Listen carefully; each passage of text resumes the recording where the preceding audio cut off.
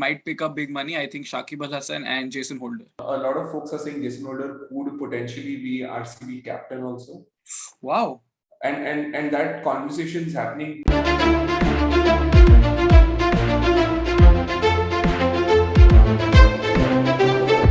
Welcome to episode number 5 of All Things Cricket by the 12th Man.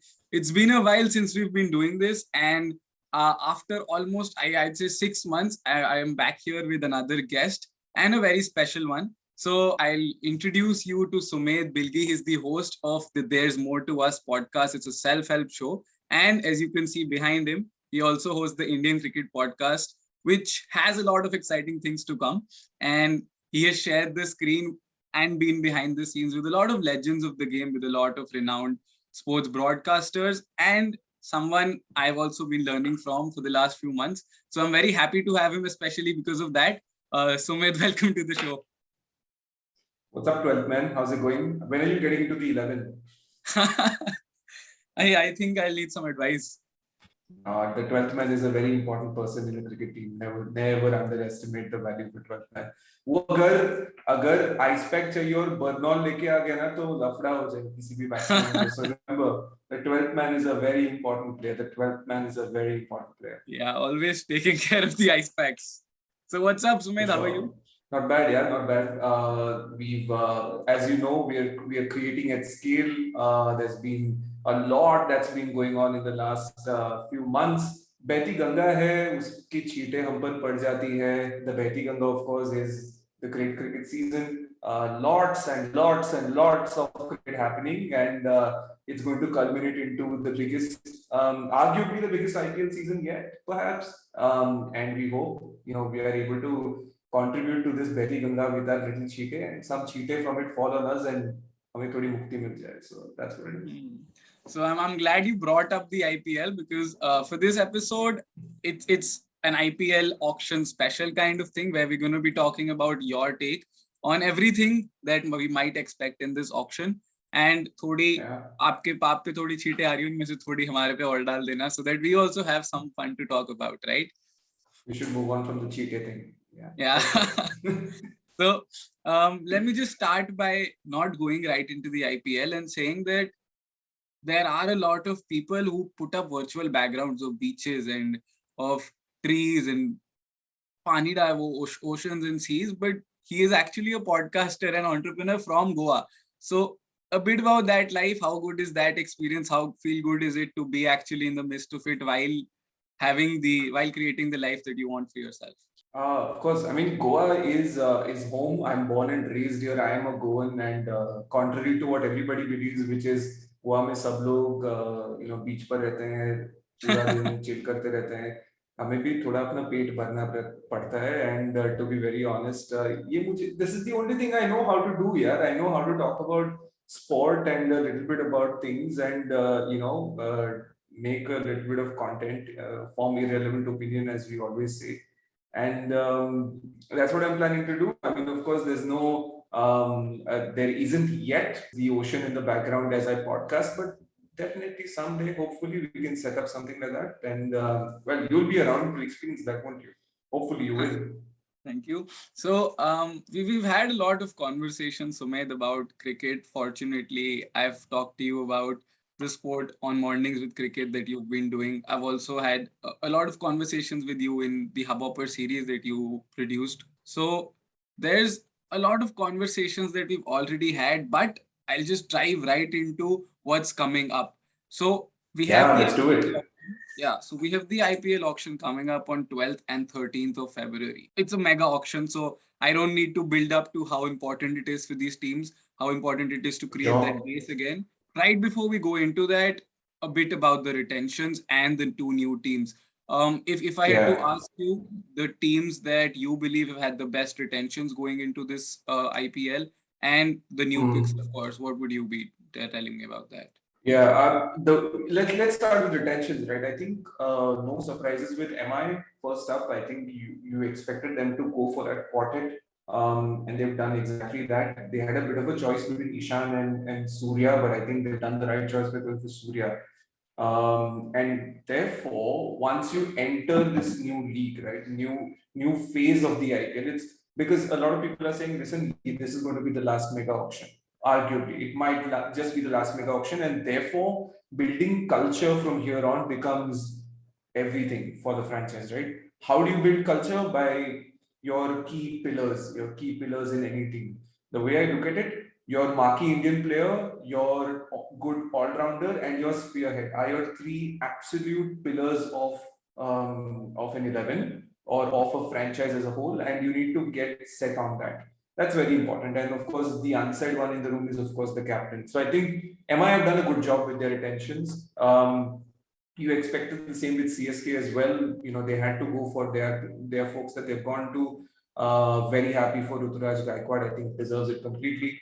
And yeah, that's pretty much about it. Of course, the one that we will talk about a lot this season is going to be Rashid Khan. Yeah. You know, I've seen matches. I've seen matches at you know, at the stadium in Hyderabad, just outside the city, and I kid you not. A lot of people will tell you about the atmosphere when MS walks out to bat in Chennai, but you have no idea of the fanfare that Warner, Bhuvi, and Rashid have enjoyed in Hyderabad. They've enjoyed godlike status there.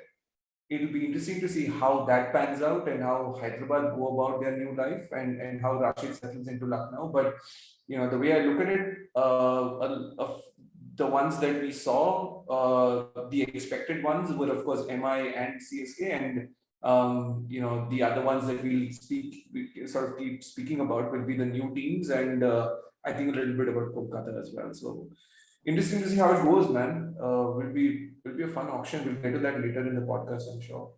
Yeah, so I'm particularly excited to hear about the fan following that Rashid, Warner, and Bhuvi have enjoyed, and I've actually heard this that there are a couple of colonies in Hyderabad that are named after Rashid Khan. So how they move on from that is a bit of a tough one for the Yeah. fans. But were you surprised to see no none of them being in the retentions and Williamson being preferred over Warner? Although that was a given after how last season was panning out. Exactly, exactly. You said it absolutely right. I mean, the something must have really gone wrong for that move to have happened, because I mean, look, there are two sides to having players into your IPL franchise, and let's not make a mistake about it. One is the prowess, but the second one is how good, you know, what is the marketing value that they bring to you. These guys ticked both boxes. Warner and Rashid, they were fantastic off the field as well, as much as they were great on the field. Don't for once even take for granted the TikTok stuff, the video stuff that Warner was doing, because what that was doing is that was bringing the fans closer to the team, which is Yeah. something that franchisees die for, right? That is insane value off the field. What Rashid did, Rashid did not sort of do all of that outside social, but what he did on the field when he took the ball to bowl at that stadium, when he fielded on the ropes, it was insane. It was absolutely insane, an absolute party. And we know that geography and people that come from there really love their entertainment. They really do. Yeah. And these guys provided that. So yeah, you're absolutely right. It will be very interesting to see how this franchise moves on from here. Especially because it was never a team that chopped and changed a lot, but now they've had to do it. Exactly. How do you go from there is a different question altogether. What do you think about the whole Williamson thing now? You know, being retained for that amount. I don't think he would have gotten that much money if he had gone in the auction, to be honest. What do you think about that? I actually really do agree to that he might not have gained that amount.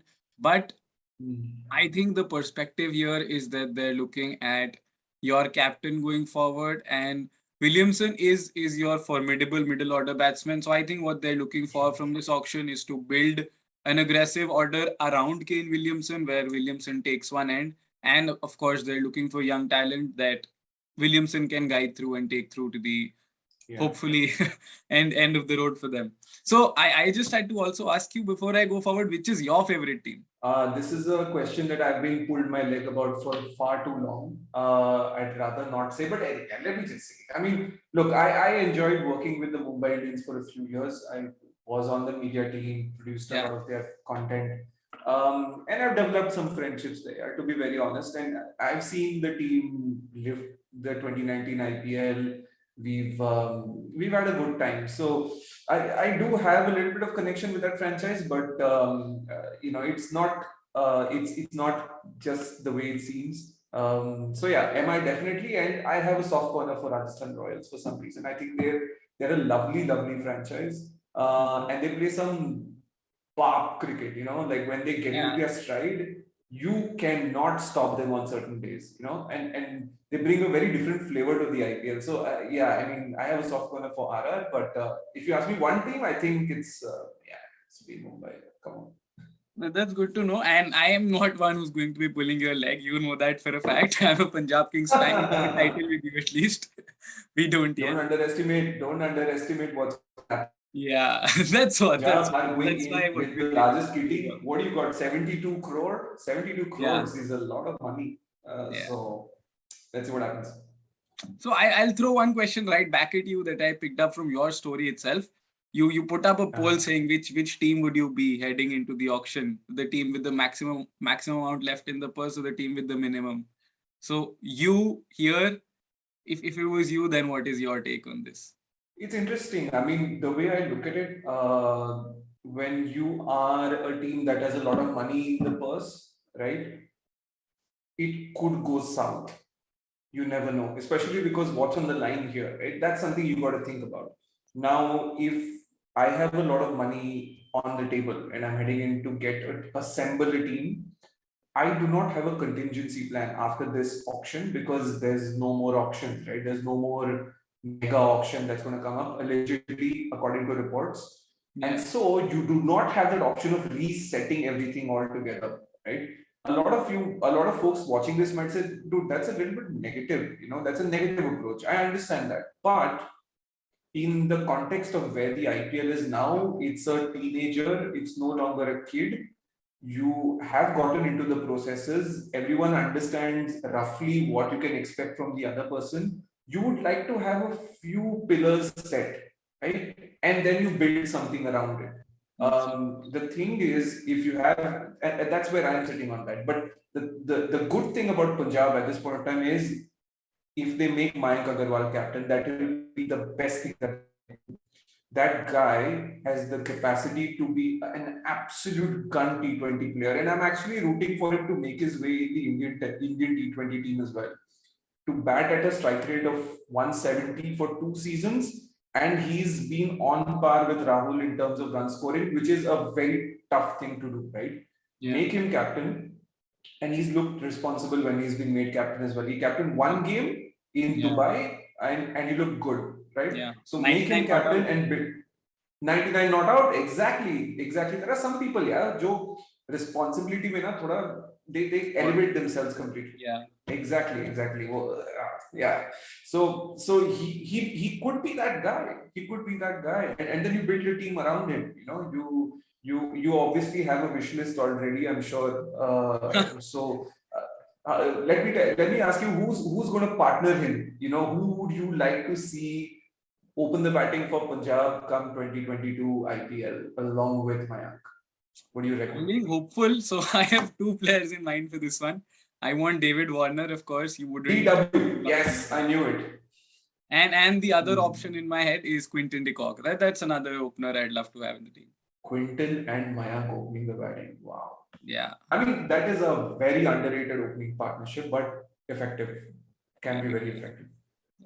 So, I mean, if we keep talking about Punjab, I'm not going to stop, but I'll try to take this forward. You brought up the fact that every team going forward with the alleged reports of not having another mega auction needs to have 2 to 3 to 4 pillars with them. Them being, like you said, a solid batsman for them who may or may not be the captain, but takes up a leadership role, or a plus an all-rounder plus a bowling spearhead, right? Those are the 3 things that you said a team should have.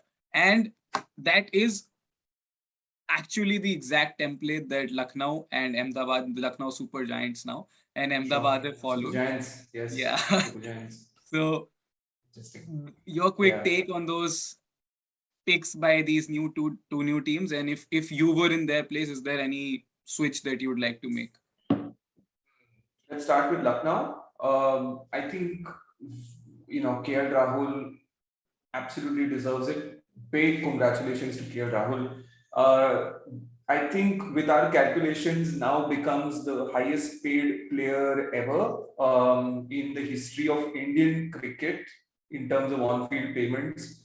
Something that Dhruv, Malik and I unpacked on our podcast the other day as well.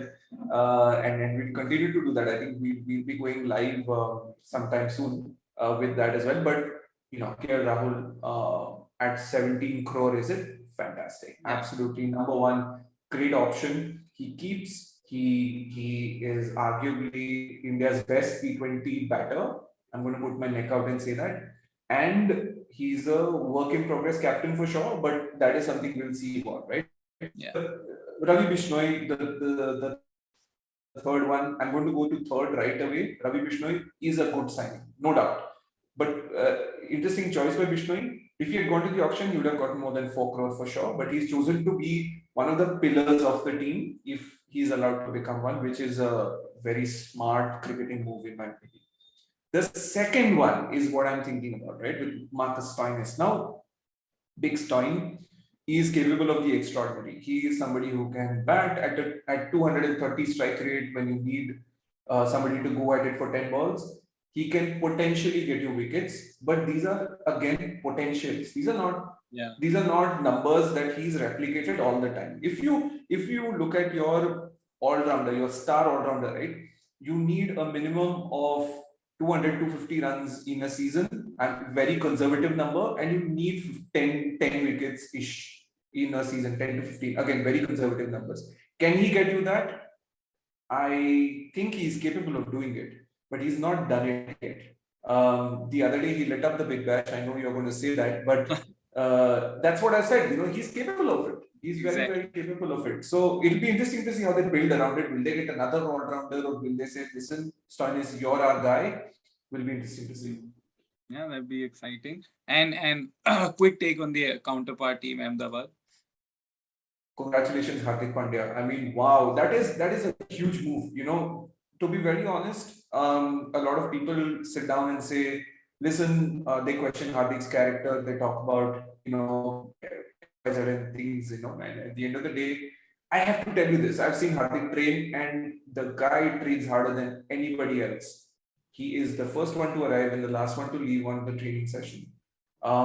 He hits, he bowls, he fields, and he's at it. I mean, at the end of the day, at the end of every training session, I've seen him exhausted. So he's that sort of a guy.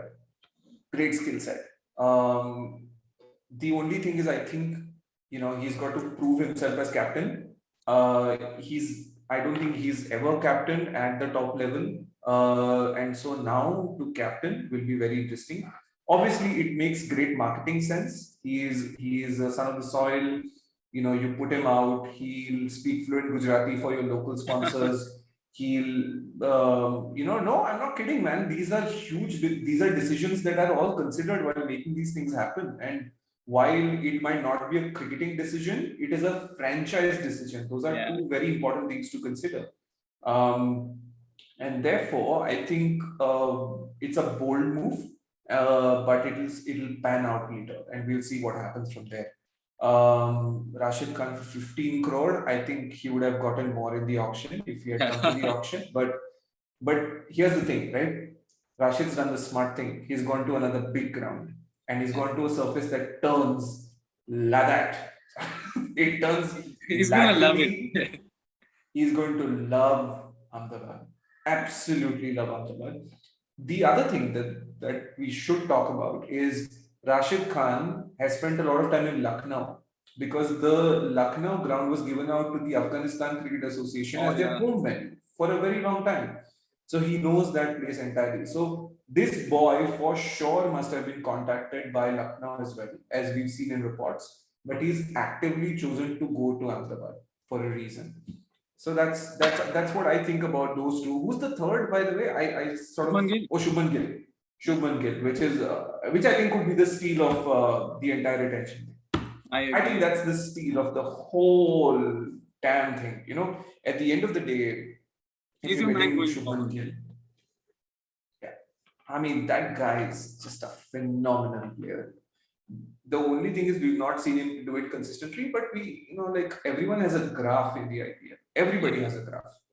I think his time is yet to come. And in the long run, if he, goes on and on and on, this could be a case of KKR feeling, what have we done? Potentially. That's true. So that's a lot of build up. Now we'll head to the actual thing, the IPL auction that's happening. This could take a long time. So how we'll do this instead is let's just do this. I'll name a category. Let's go like opening batsman, all rounder, sort of like that. And just be on the spot. Tell me the first two names, first three names that come to your head. Would be whatever you feel would be unexpected buys, would be the most expensive picks. Just I want to hear your heart out, and I'll just go category by category for that. Got it. Let's do that. Okay, like I said, let's start opening batsman. Interesting. I think David Warner will be somebody that everyone will sort of look out for. The other one that I'm very keen to understand is what are people going to do about Faf du Plessis? Faf du Plessis is a match winner, but he's on the other side of 35, but he's fit. Yeah. Do Chennai go back to get him again is something that I'd be very interested to look into.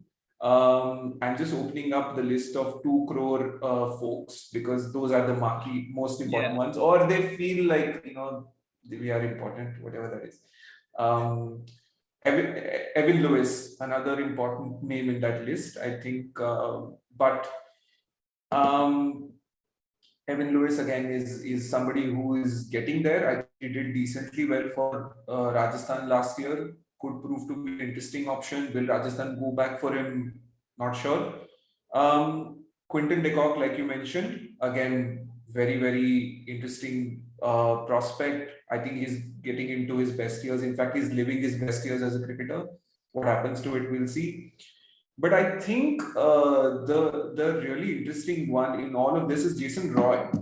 Now, this guy, right, was acquired by Hyderabad last year. He sat on the bench throughout. Now he's gone, and I think he's massacring West Indies bowling in the Caribbean. And this guy can go bonkers. I think Jason Roy is potential untapped in the IPL. No one's really seen what Jason Roy can do. I remember only one innings where he smashed Mumbai for 90 odd when he was with Delhi Daredevils, not even Delhi Capitals. But that is, I think, Jason Roy is going to be an important figure that we have to look into for sure. Last one, I think I'm going to conclude by talking about the under-19 opening batter. He, I think, is going to go for a lot of runs. He is not for a lot of runs. Let me correct. Not for a lot of money. Let me correct myself. That will be an interesting buy and how they go about it. Because he's tall. He wears the number 18, so he's made his intentions very, very clear. And he can smash it. He can absolutely smash it. There are a few names from the under-19 setup that I'll be looking at. There is Raj Bawa, who is a left-hand top order batter.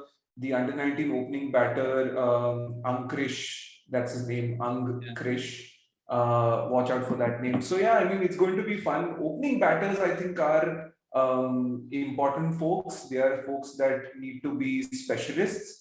पता है कोई भी जाके open कर लेता है कभी-कभी, but I think you need one specialist opening batter at one end at least. So I think these folks will sort of be, like people will be looking out for in the auction. I agree. And one more name I'd just throw in there, put you in for a yes or no, probably big money or not, Johnny Bairstow. Not big money, I feel, this time. And I could be looking like an absolute fool when you cut this out and put it up on social after the auction. Very, very possible. I think Sunrisers will go back for him. But the way I look at it, there is money to be spent. And I think what teams do, right? You can never really predict this because what teams do is they say, listen, this is our top priority. We can go to this guy for this much money. For example, David Warner will go to him for 10 crores, 11 crores, 12 crores. After that, I don't think we should look for David Warner. Let's look for Quinton de Kock, right? And then not Quinton de Kock, then they look for another option, right? Another left-handed, maybe Evan Lewis. So that's how they function. So at times when people look at this right hand opening batter who can keep sort of a quota, and they realize that acha, we've lost Jason Roy, we've lost somebody else, then they'll say acha, Bairstow pe pura jor dal do and get him for a lot of money. So you never know. Yeah. I look like a fool a lot, so I'm prepared. I'm mentally prepared. That's an insight 101 into how auction works, if anybody needed to understand that. But I'll take you forward to middle order batsmen. Again, lots of names there. There's Ishan Kishan, Shreyas Iyer, जो दो काफी बोल रहे थे कि take हो जाएंगे teams में. Other than that, lots of Indian batsmen, lot of overseas batsmen. Like we did it, quick 2 to 3 names that you feel will steal the show. I think look no further than Shreyas Iyer, and I feel KKR are going to go all in for Mr. Shreyas Iyer and are going to make him captain. That's what my gut feeling says. The way I look at it, there are a couple of teams that need a skipper. Bangalore are one. The other one, of course, is Kolkata. The others are pretty much sorted, right? Yeah. If you like to believe that Mayank will be given Punjab captaincy, if they don't, then I don't know what to say. But yes, and I feel Shreyas as a batter does not really. I think he'll suit Kolkata a lot more. He'll be fine at the Eden Gardens, which is a bigger ground. You can take your time. But in Bangalore, because of the size of the ground, you got to go right at the top and go at it right away. And Shreyas is just not that type of player. He can do it, but he's not that type of player. So I think Shreyas Iyer is going to be one person who will go for a lot of money. Maybe he might be the most expensive buy at the auction this year, perhaps. And then closely followed by Ishan Kishan will be sort of not too far behind. I'm just opening up and looking for folks who've registered from overseas folks. Are we also talking about all-rounders, overseas all-rounders in this category? Only middle order batters. We get there. There are of course your Priyam Gargs, etc., who will make some money, but not. I think the top folks will be these two, Shreyas and Ishan. They can become your marquee Indian players as well, right? Because they are players who are set in the team. Another middle order batsman. Yeah. Yeah, go on. I was saying another middle order batsman overseas might be a unexpectedly high bid. Rassie van der Dusen, that's what I think. Interesting. I think he looked good versus India. He's tough for sure, and he can star in a Bond movie as the villain right away. Casting, but yeah, I definitely think so. I'm looking at a few names here. What do you reckon will happen to the heroics of Matthew Wade? The heroics of Matthew Wade. Will franchisees say, listen, that was a one-time thing and let it go, or harp on the what he did in the finals? It's a very interesting one. The thing with Matthew Wade becomes you are always looking at 4 overseas players. So is he the one player who plays 14 matches for you, or if not 14, more than 10? Not really. That's the one thing in question. But as an X-factor player, I think he's definitely there with the added advantage of being your wicketkeeper. So you can 100%. Balance your side. You can have an Indian wicketkeeper and a Matthew Wade. You can switch your combination. So I'm with you on that. Yeah. Got it. And I think a few more names there, if you especially look at the overseas folks, what happens to Steve Smith, who's registered for the auction, right? Steve Smith, in my opinion, is the world's best test batter. But T20, our franchise is going to trust him again. What's going to happen? We'll have to see. That will be an interesting one. And there's Sam Billings, of course, who's again a proven guy, and a few others for sure. I think in the overseas quota, you don't get a lot of middle order players. And teams essentially prefer to have one overseas guy opening the batting, one bowling spearhead, maybe one all-rounder in the middle, and one who can float in and around, right? So you don't get bulk middle order foreign players in a team, and therefore they are sort of rare to find, and that's where Indian players come in and fill the quota. Your Manish Pande's and Kedar Jadav's over the years have filled in those roles. MS Dhoni obviously mastered it. So that's how it works with middle order folks. It's very interesting because a lot of teams say, I want to fill out my opening batter, one power hitter in the middle, one finisher. and then the others just fill in, right? But how do they do it this time with all these options available for them, especially people like Punjab, etc., who've got money, will be, I think, very interesting to see. That's true, and I'll take you right next to the category A2 of all-rounders. Lots of names there again, big one. exciting ones. Yeah. I'll throw in. There's Pat Cummins. You might put him in the fast bowlers category too, but I'd put him in the all-rounders with what he did for KKR. And names in there Yeah. like Lord Shardul Thakur. So your quick picks in the Sure. all-rounders. This has become a hugely important role to fill in a team. Dare I say, it's after your marquee spinner and opening batter, it is now the all-rounder who's the most important person. Yeah. And so, you know, that's, you have to be very, very careful with who you sort of entrust that role with. A lot of times people have trusted folks to do the job and they've not delivered. And then there are legends like Kieron Pollard who've done it over the years. Dwayne Bravo, who's an absolute icon of this game, who's done it over the years. So it's a very interesting position. If you ask me who are my important folks that I'll be looking out for, in fact, I'm not too excited about the all-rounder category this time because, you know, you don't have Ben Stokes, who is somebody I thought whose potential untapped in the IPL. He's not really lit it up. I thought this is the year he's going to sort of get into his own. We'll see Ben Stokes with RCB. He'll be on the lips of some players. Ben Stokes with RCB is going to be there forever. That version is definitely going to be around for a while. Yeah. And thankfully so. Of course, not pro Gali Garoj ever, but it's about the M2 of the person, definitely. So, dark horse, right? What do you do with Shakib Al Hasan? He is going to be a tantalizing prospect. He is somebody who's done it over the years. He's a proven match winner, IPL winner in the past. But again, on the other side of 35, I guess he is, right? He's around that age category. Will teams go in and invest in him again? What do you reckon? I reckon yes. I actually expected a big bid for Shakib in the previous auction as well. Me too. Went for 4. I was very surprised. But there are 2 all-rounders that I think not as highly rated as some of these Ben Stokes kind of players, but definitely there in the mix and definitely might pick up big money. I think Shakib Al Hasan and Jason Holder. Jason Holder, for me, a lot of folks are saying Jason Holder would potentially be RCB captain also.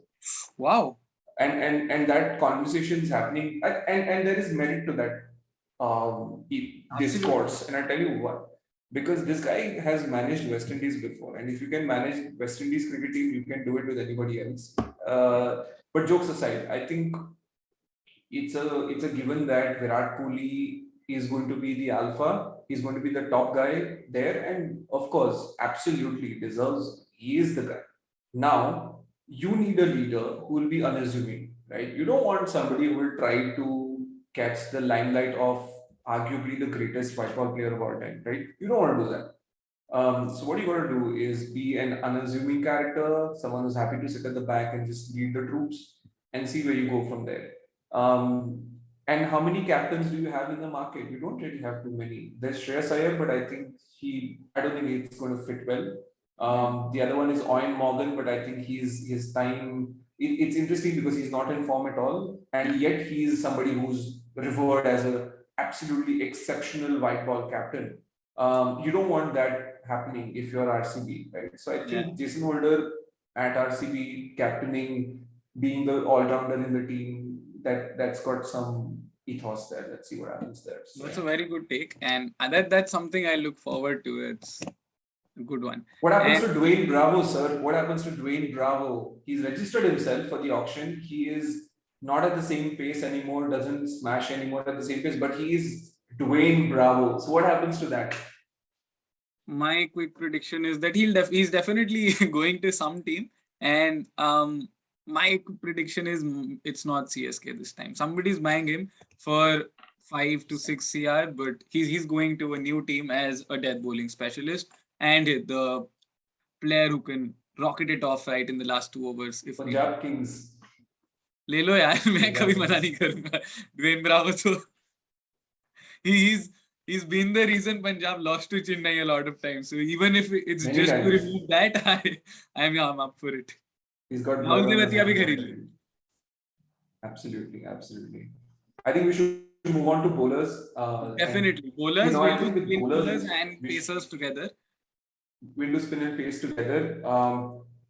For sure. And I think, this is going to be more hotly contested. The way I look at it, bowlers, spin bowlers especially, are for the next few years going to be your highest buys, are going to be more revered than batters. Yes, this is a batter's game, but how can you stop the opposition batter is going to be the most important thing you want to solve, Yeah. right? That is the most important thing. So, what do you do with that? Now that you don't have Rashid in the option, right?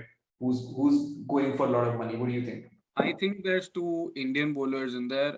Definitely Yuzvendra Chahal. I'd say above 10, above 12, probably. And Agreed. same I'd Yes. say for Rahul Chahar. People are gonna go after him. He's done a good job for Mumbai. He's had a good career Yeah. trajectory. So he's one. And an overseas spinner I throw in is Mujib. Very, very, very well Mujib formed. will, Yeah. yes, for sure, for sure. 100%. And I and completely Tabrez, agree with Tabrez you. Shamsi, he's done it. He's been doing well, and the number one That bowler was right the ace now. I was holding. That was the ace I was holding. मैं I completely agree with you. edit कर दूं recording. Shamsi, नहीं, कोई बात नहीं, कोई बात नहीं. You're doing good, yeah. 12th man, you're rocking it. Like I said, ice के जगह burnout लेके आ गए तो problem हो जाएगा. So, you're killing it. But you're absolutely right. I think Rajasthan have had Shamsi. They've tested the waters. Will they go back for him? I think they will. I definitely think they will. And the way I look at it, at the Savai Mansingh Stadium, you definitely need a left arm guy who can take it away from the right hander because one boundary is ridiculously short. So long term, you need Shamsi. You definitely need him. And to be honest, he's in form. Yeah, he's got fire in him. He's not somebody who's just there for the money. You can see it in him. He wants to do Yeah. well as a cricketer. And yeah, I think Shamsi will go for a lot of money. The other ones that I think could go in for a lot of money will be Trent Bolt. I think Bolty is going to get some money for sure. He's still got it in him. He'll go for for a good bit. And I think Mr. Adam Zampa could prove to be a very very interesting option. He's a leg spin bowler who's got more up his sleeve than we think. He is somebody who's not afraid to flight it up. He's not afraid to try. And as a captain, you need exactly just that. So I think for me, Zampa is going to be a really interesting proposition. Right. And okay, let's do it this way. Who goes for more? Mhm. Pat Cummins or Kagiso Rabada? Rabada, for sure. No brainer. Rabada. No That's brainer. nice. Yeah. I mean, We look, Pat's a great bowler. He's of course. fantastic. But Rabada is Rabada. I think, Yeah. in He's this owned format. the IPL for a while now. Oh, for sure, man. For sure. Rabada is.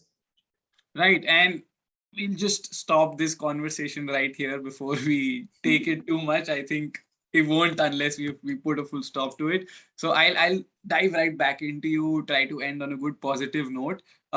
There's a lot of podcasters out there who are, including me, who are trying to make a mark and who are trying to put their content out there in the best way possible. Some departing gyan from Mr. Sumedh as to how you do it. मैं कौन होता हूँ यार मैं कौन होता हूँ यार ये सब करने के लिए I mean अच्छा. to be very honest to be मैं कौन होता हूँ to give ज्ञान but to be honest I understand I mean it's a competitive space it's getting competitive for sure but that's nice because it brings out the creative spark inside of you you need to dive into that as much as you can the way I look at it, yes, of course, I've been podcasting since 2019. I've always been particularly fascinated with audio.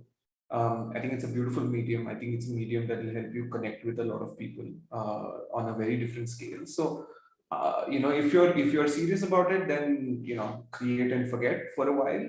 Create and forget. Keep refining your craft, and you can get somewhere. People are always watching and always listening. I in fact just got off a call with somebody very very important in the podcasting space today, and he said, "Listen, there is great demand for content. right? For good quality content.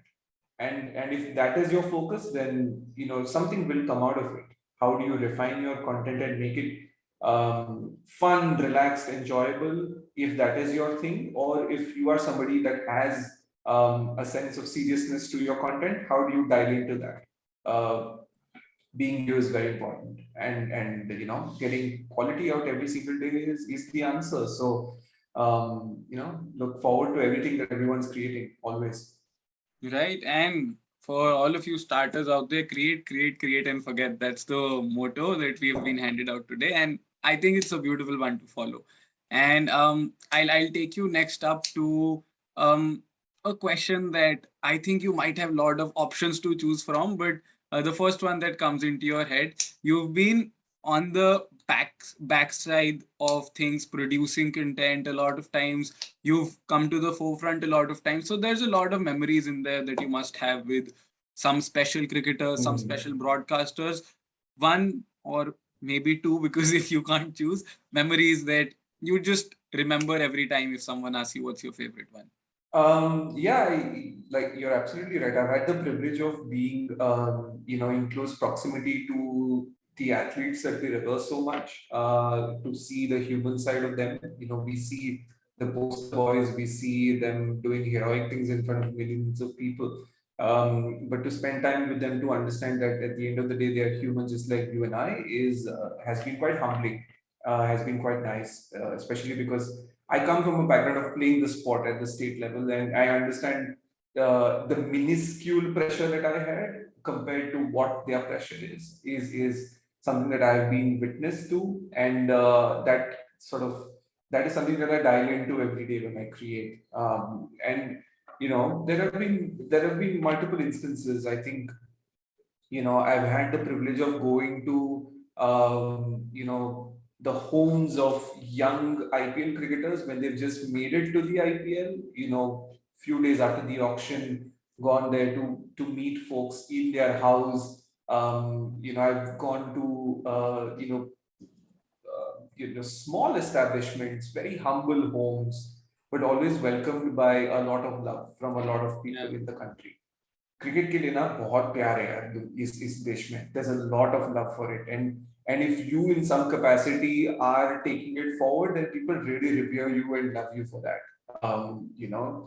And there are various stories like that. I've gone to boys who've made it to the IPL whose fathers are truck drivers, who are police constables. These houses are in remote parts of the country, and to just be there in their presence and see, their life changing has been quite humbling. From that to moments like, be celebrating an IPL victory, celebrating, winning the title with the entire team. These moments, encapsulate everything that make the game more than what just the game is, right? More than just the bat and ball side of things, the social implications, the human implications, not the implications, but the effects that these things have, that the game has on everybody.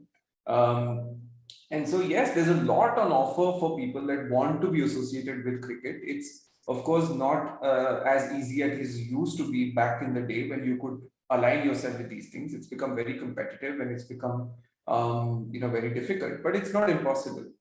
If your heart is set on it, and if you upscale, then a life of not just great financial upside, but a life of value, a life of satisfaction is definitely there for the taking in cricket. Even if you're not an athlete. So yes, encouraging all young girls and boys out there and everybody who loves the game to go at it, give it a shot.